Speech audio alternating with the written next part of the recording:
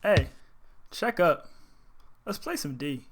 Welcome to episode 46 of Play Some D, my weekly installment of variety is what it is. Variety is the spice of life, and this is your host, Coach D, giving you four topics in a format of four quarters of some bangers, big bad bangers. And I just keep talking about overtime, and this week it won't be overtime. This week will be Fast and Furious, a quick bang boom pow of ah, some relevant, some cool, and then just some follow ups. As one of the one quarter this week will be I'll rank the best Batman movies. Haven't seen the Lego one, so that kind of sucks. But I'll tier list the Batman movies, which is a follow up from last week. I did the Batman and I did the Batman review, which is a good movie review. I also talk about why we LOL so much, and just not even that, as if there's a cool article our Vice put out, but not the why we use it. I just think I'm gonna talk about like why I'm glad it's here. I'm glad we have an LOL to use, especially in the world of electronic messaging and not talking to people. I, I'll speak on LOL, which is pretty funny. Um, as we all know, the NCAA Final Four is here for the men's and women's. I will pick the Final Four as well as give you the spreads and then what I think the spread will be for the national championship. So maybe you could even win some money on this baby. And the NFL changed some overtime rules. So let's be on the NFL rule changes as well. But as always, please, if you don't mind, hit that like button, hit that subscribe button, turn on those notifications. So I got shorts, I got quarter coverage, I got. That's it. Yeah, drop a comment, all that good stuff. But yeah, let's try to make this. You know, 46. We making it quick, cut, and dry, super duper fast. But yeah, let's jump in the first quarter, man. This is the NCAA Final Four. We're right there. We're at the end. My bracket, as well as everybody else's bracket, has been, I don't even want to call it busted, and it just is what it is, right? I mean, it is. It is what it is.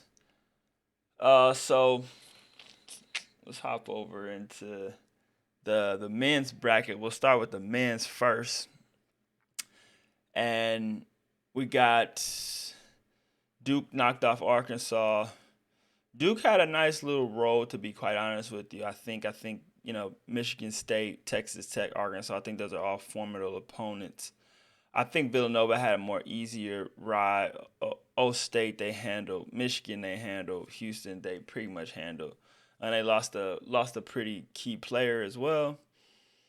Kansas, I probably had a nice cakey ride too.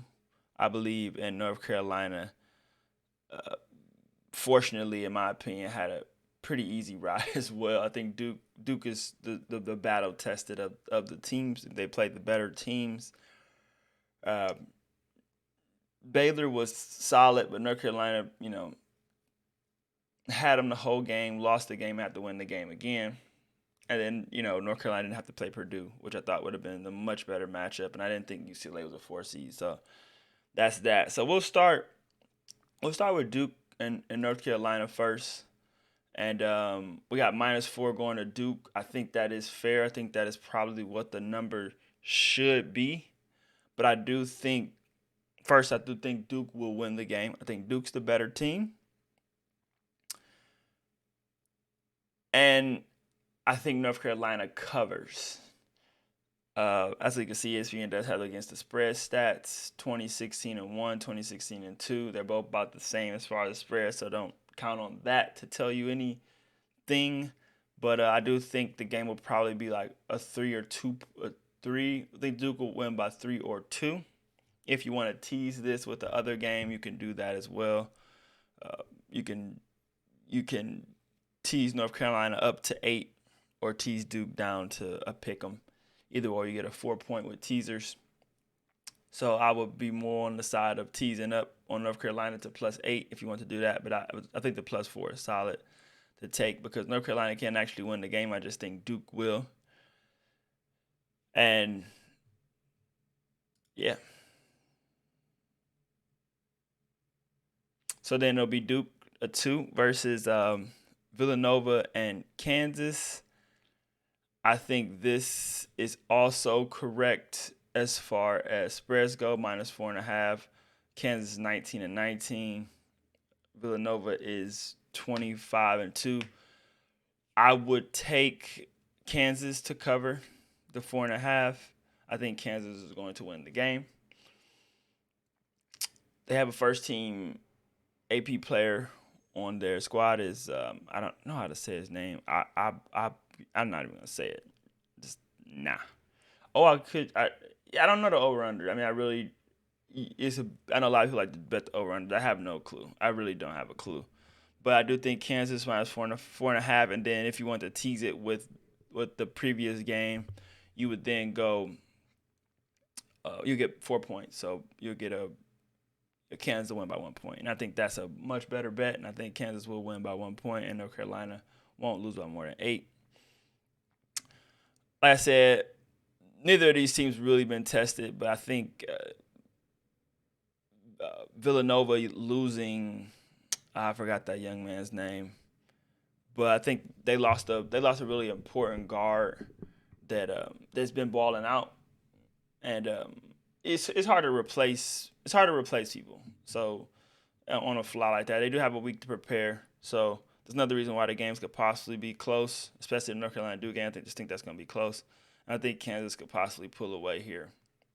But Villanova, Jay Rice is a better coach than Bill Self, so he'll have his guys ready and with a very, very viable chance to win. So then, with that being said, we got Duke and Kansas in the national championship, and I think it would be like Kansas. It would be Kansas minus like 1.5, I would say, or 2, and I think Duke would. I think Duke will win. I think Duke will win the national championship. A lot of people say it's rigged or is rigged or whatever. I thought once Duke or Michigan State, whoever won that game, was going to have a nice chance to win it all. And then I did pick Purdue to win it all, and I think Purdue would have beat Duke. I just do. They lost to St. Peter's. Week off, that St. Peter's coach was solid on the coaching side, and he had his guys ready to play. But I would have Purdue. I would have definitely still picked Purdue and Villanova to be here because that's what I originally picked. If Villanova's guy didn't get hurt, I just think it's going to be a big hole to fill. Maybe they have a guy to fill him. I haven't seen that guy. I watched Villanova play a few times. I thought they just had their rotation and the guys knew their roles and depended on each other. And if he was there, I would have picked Villanova to win. I think it probably would be 3 probably or 3.5. I think he probably swings at a point. For sure. Maybe not. I'm not sure how Vegas views that in college basketball. But that's the men's Duke winning it all. Kansas being a favorite by, like I said, 2.5, probably 3. So let's hop over to the girls' bracket. Pull it up here.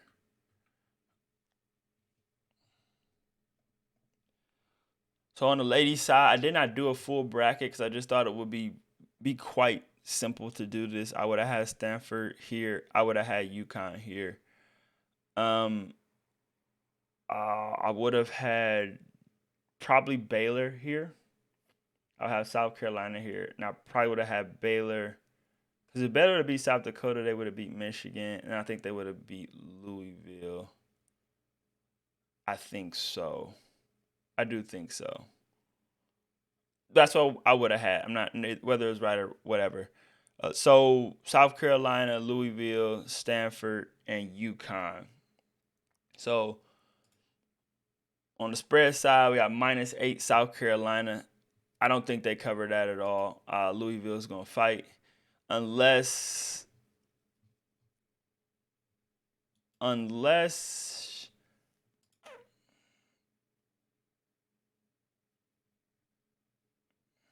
yeah, I don't think any. I was going to say unless their center, who I think to be a national player here, I can't call her name right now, but unless she just goes nuts. But I think Louisville has somebody. I watched Louisville play the other day. They she won't go nuts. I think it'll be close. Over under, that'll be close too. But I would take the +8 for sure. Once again, you can tease it again where you can get +12 Louisville. Take that all day long. But I do believe South Carolina wins the game by 6, 5 or 6 probably. Well, I would say somewhere between 2 and 5 points. South Carolina wins the game, but definitely I don't think they win by more than 8.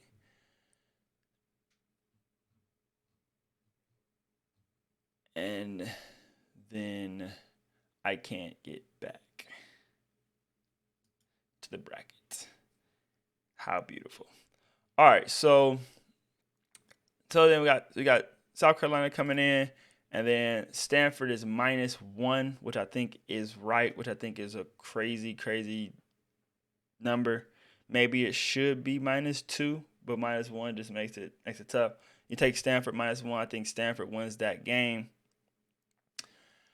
I just think they have better players by just on the physicality side. Like Paige is cool, but like Haley's bigger.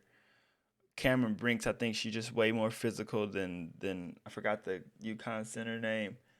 Fudd is nice, but give me Lexi Hall over Fudd. So I just think the matchups, the players going against the players.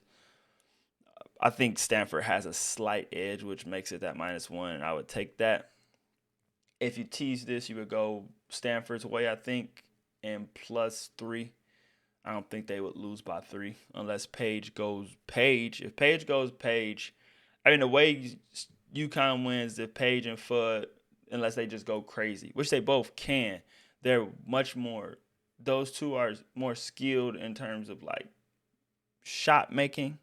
They're better shot makers than the Stanford girls, but I think the team overall is better. And then UConn does have Williams. With Williams, she's really good too, but she's like the 4th player. Like, yeah, this one's gonna be a really good game. But I think Stanford wins. And then we'll have Stanford versus South Carolina, which will be a rematch that Stanford really wants to from last year. South Carolina lost last year. This South Carolina would really want to win, but I do think at the end of the day, I think Stanford wins again. South Carolina would be favored by like, I don't know, 4 or 5, I would guess. And I would take Stanford. I think Stanford wins it all. That's what would have been my pick. Obviously, all the girls staying healthy. I think Stanford's the best team overall. They just won it last year with the same players. I just find it hard to believe. Other names Aaliyah Boston on South Carolina just wasn't coming to me. Unless Aaliyah Boston goes ballistic, which she can, and or Paige, that's how Stanford loses. But I think Stanford's coaches they're well coached, and they have the players to guard those players unless foul trouble happens or whatever, something crazy happens. And I just think Stanford's overall the better of all 4 of those teams. If Louisville comes out of here and wins this thing, that would be crazy. But anything's possible. These are all number one. UConn number 1 seed at Paige and I got hurt, so they're all really number 1 seeds. So Final Four will be fun for the men's and the women's. Hope everybody tunes in, especially to the women's. The women deserves the coverage just as much as the men do. That was first quarter. Second quarter, we stay in sports, and we're to the NFL overtime rules, specifically for the postseason. And the only reason I'm covering this is to, once again, state my case for my overtime rules. Is this good that both teams get to possess the ball? The only caveat is, the only exception is if it's a safety. If the first team that gets it gets us the first team that possesses the ball has a safety, the game's over, which makes total sense. But in this aspect of it, now we get that whole slowing the game down. Both teams get the ball, make sure we score a touchdown. I just think it gets a little more methodical and I believe that the NFL is true with believing that the more plays, the more likely somebody gets hurt. In the postseason, that's the last thing you want is a star corner or somebody after playing a whole 60 minutes getting hurt, going into multiple overtimes. I just think it's goofy. So both teams will get to possess the ball, touchdown, whatever. And then you keep going. If two teams score the same thing, the next team that wins. So will it more likely be a dragged on a game? Probably not, but I think there's instances where it could happen. Specifically in that Kansas City, the rules changed because of the Kansas City Buffalo game. That game could have dragged on forever. I think if you're going to do it this way, I think the team, I think that once again, field goals go away. There's no field goals. You score, you go for 2. I think that's how it should be. Regardless. So if the first team scored, it just makes it a little bit tougher. And then from there, you can kick a field goal if you get the ball back and you want to kick the field goal, whatever. Based on this, I would just get rid of field goals because I think that's, it's just, field goals should go. This is fine. It's feasible. It gives both teams. The quarterback is good for rating. It gives both teams the chance to get the ball. Both quarterbacks the chance to get the ball. It's good for ratings. Boom, boom. But I am here to state my case of that this is where the NFL should adopt the college rules. Maybe not from the 25, probably from 35, maybe the 40. You can get first down. I would say the 35 because then you can only get, a couple first downs, really. And you can kick the field goal or whatever. And then in the second overtime, if you score, you have to go for 2.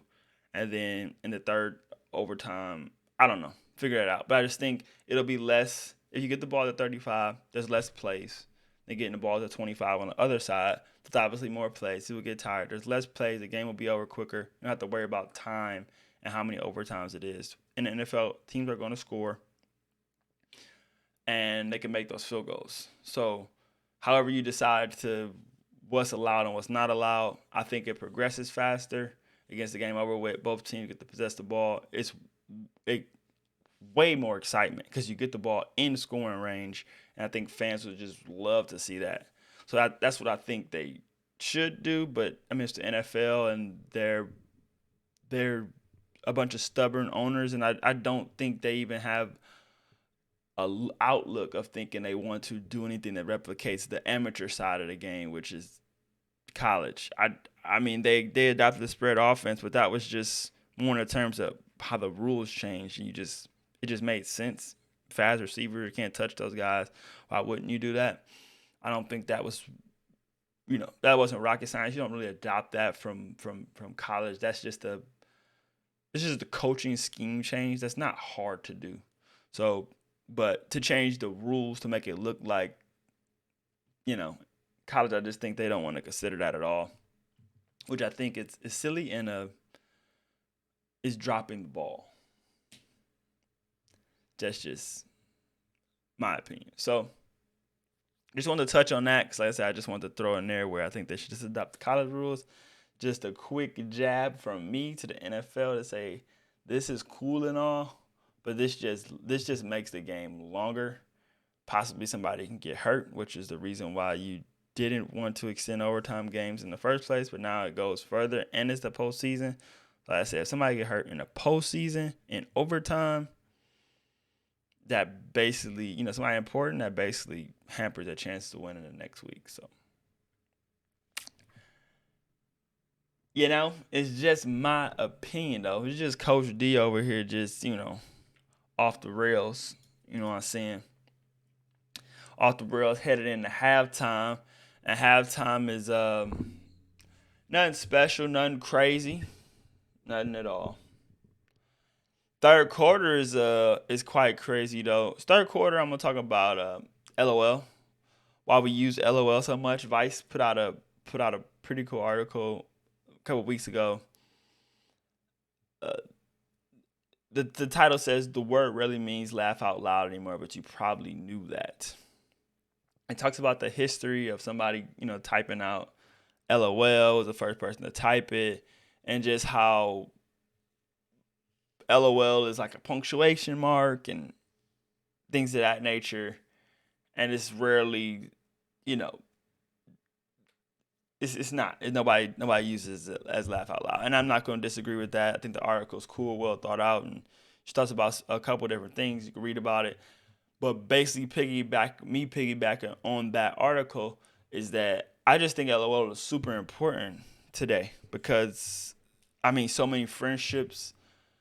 I mean when you type something out, emails, Slack messages, obviously text messages, what most people use for sure, is that LOL really helps soothe things. It gives it some context that we want all of us understand. It's without it, like I said, just I don't know how much the texting age would have lasted. Or I mean, I guess something would have took its place. I mean, we would have figured out something to use to kind of, or would have just been typing out, oh, it's, not like that or whatever. It would have just been way more to dig into. But I think with the other acronyms and still being able to say ha ha ha and emojis and laughing, LMAO, laughing my ace off, and then you can fabricate that too with like LMA, you put multiple O's on the end of it, and then it looks like that person really found that to be amusing. So I think it's just different ways of expressing it. But LOL just keeps everything, I think, in a nice, easy context when texting somebody. And then you can also capitalize it. Capitalizes does put something extra on it, but in the same instance, we capitalize the LOL, and we're still probably not laughing out loud unless we type like I was really laughing out loud. I know some people do that. I do that myself. So that's really what I appreciated LOL. I've kind of always thought that, like, man, if it wasn't an LOL here, I've text people like, man, if you don't always want to put LOL. And in an article, this person talks about how they had to stop doing it, and I don't do it a whole lot for sure. I really don't do it a whole lot, but I always thought like, man, this is that LOL saved me there, or I could put the LOL on the end of that, and you could kind of go either way with it. Especially happens with guys and girls when they text, and those type of texts. Won't get into that today, but that helps the context of the conversation move along a little bit easier, I believe, too. So I just think we have enough acronyms and enough stuff to really express a laugh.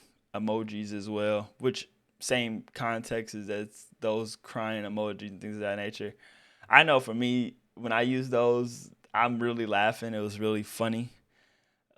Even like a good chuckle on the inside. Like I'm a laugher. Like I'm a smiler. I'm a laugher. So I laugh at a lot of stuff often.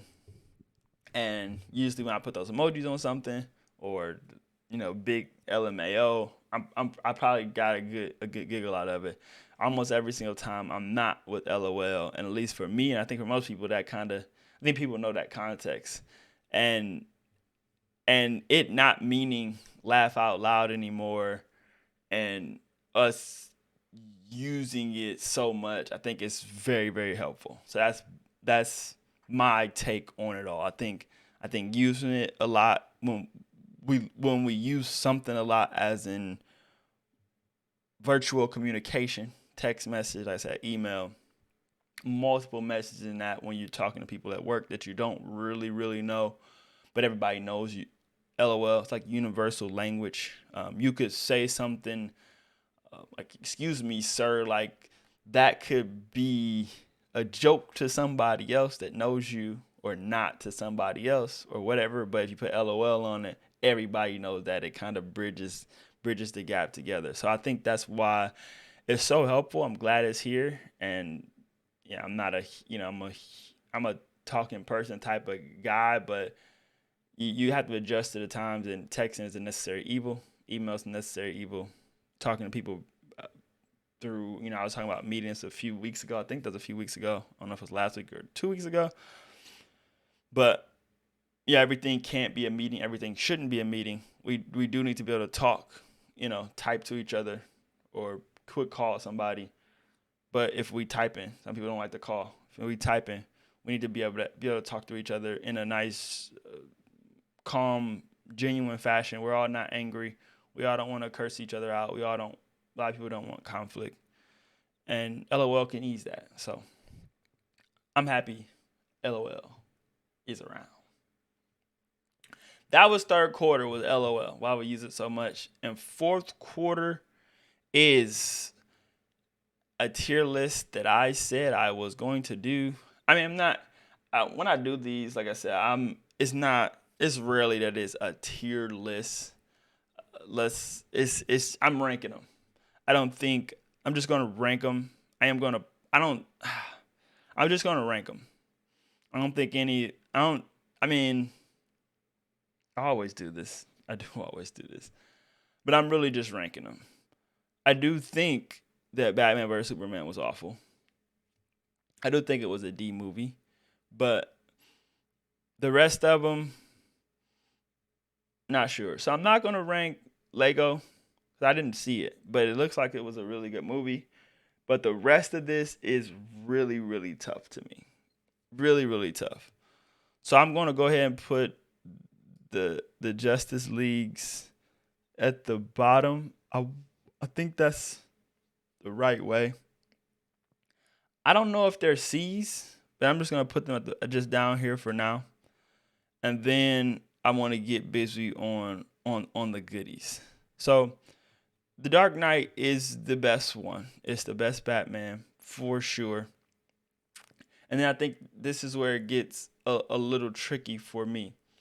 So I really, really like this one with Mr. Freeze. I thought this was a really, really solid movie. And then I also believe that the one with Jim Carrey was a really, really solid movie. In the midst of that, I really, really enjoyed this one with Penguin. And then this one was one of the solid, really original Jokers, original Batmans. So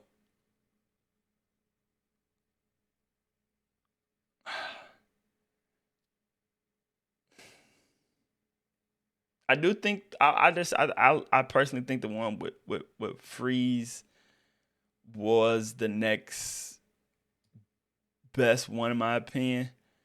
Once again, I don't think none of them are on Dark Knight's level. So I guess I'll just do this because I don't think they are. These two are just so interchangeable to me. I think Begins go there. I think the latest Batman follows behind all these Batmans, and I do think Dark Knight Rises is right before.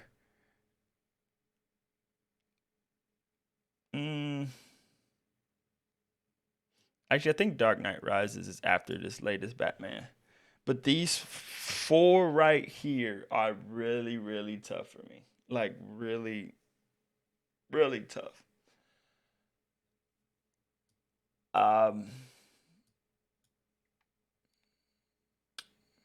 These are just, I don't know. I like all of these, and I probably have to. I mean, I watched this one. I watched this one in like the past like 5 years, but these three I haven't seen in like 10 years or so. So I think this one is the second best one to me. The one with Penguin I just enjoyed so much. I think this is the right way that a tier list will go. I honestly think just from what I've read about this Lego Batman movie, I think it's probably like the second best one or third. I think it's like in here somewhere because people love this. People love this movie. I can't put it back. Once I put it in, I can't put it back. Once I put it in, I can't put it back. Clear. Can I clear up? Oh, yeah. All right. So I think The Dark Knight is the best one. It's I don't know how many people can totally argue that. The rest of them are very, very arguable. I think the Justice Leagues were very, very average, and I don't really count them as Batman movies. I do count the Batman vs Superman the Batman movie, and I just thought it was always awful. Thought it was an awful movie. Batman Begins is a good movie. Batman Begins is a good movie. Dark Knight Rises is a good movie. But I do think the newest Batman does edge those out with just taking the playbook from The Dark Knight. The older Batmans were just solid to me. I thought the characters, the more and the reason why I put them over those other Batmans because they weren't dark like that. I mean, they were. I mean, the main Batman was a little bit. This one was a little bit, but they were lighter. They were way more Batmanish. And then I gave them a nod too because they were before the time of all this, CGI, gigantic budgets and things of that nature that kind of do give these slight edges and as production and editing and things of that nature. I just want to try to put everything in context on a level playing field too, and then just the storylines of them too is just good. Like this one was just fun. It was a fun movie. This one was with Jim Carrey, and Two-Face was Tommy Lee, right? Tommy Lee Jones. Yeah, I mean just so good. Danny DeVito as is Danny DeVito? I don't know why I keep saying Danny DeVito. But yeah, I think it was Danny DeVito. What was this? Batman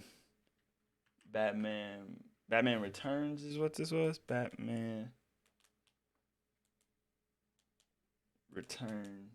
I getting people's name wrong. Yeah, it was Danny DeVito was the Penguin. He was so good. Michelle Pfeiffer was the Penguin. Maybe they was flipped. That'll be my final. So I thought maybe that one was better.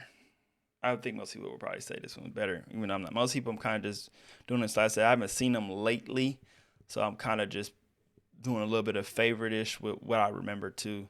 And this would be my tier list. This would be my Batman movie tier list. And I said I think the Lego would go and it probably jumps all of these and probably goes right behind Dark Knight because from what I heard, it's really, really good. I'll watch it eventually. So yeah, that was Play Some D46. Please, if you don't mind, hit that like button, hit that sub button, turn on notifications. Let me know what you think what your favorite Batman movie is. Let me know how you feel about the overtime rules. Who's your final four? Who's your national champion? Who's your national championship for the women and the men's? And, I talk about LOL. We all love LOL, so I already know about LOL. But those were the 4 topics today, the 4 quarters. It was stuff that I definitely want to talk about. The overtime stuff, like I said, I didn't really want to talk about it, but every time I can get a chance, I want to hammer it home that overtime rules need to be overhauled for sure. It's an offensive game. Put it in offensive hands. Hopefully nobody gets hurt, and especially in the postseason. You got to be really, really careful with overtime in the postseason. Long season, they added a game, and then you want to add more time onto it. I don't know if that's the best idea, but it's better than giving one team the ball and not giving the other team the ball. So that's that. This was Play Some D. Thank you for watching. As always, keep it cool, keep it light, keep it tight, be safe, be cool. And to the next one, Holla.